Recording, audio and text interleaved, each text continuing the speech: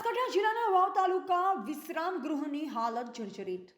છેવાડાના વાવ તાલુકાના વિશ્રામ ગૃહની હાલત જર્જરિત હાલતમાં ભૂતોનું ઘર હોય તેવી પરિસ્થિતિ, જ્યાં આપણા આગેવાન મહેમાનો કે નેતાઓ તાલુકા મથક ઉપર મીટિંગ કે સમય ગાળવા કે કોઈ આયોજન કરતા હોય તે સર્કિટ હાઉસ જંગલમાં પ્રાણી સંગ્રહાલય કરતા ખરાબ પરિસ્થિતિમાં ઊભું છે।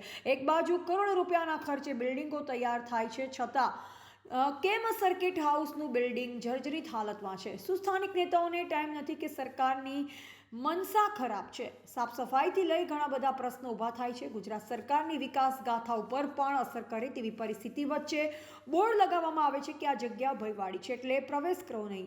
હવે અમારે સ્થાનિક લોકોને નેતાઓને ક્યાં શોધવા જરૂર પડે? તો રિપોર્ટર કરણસિંહ રાજપૂત।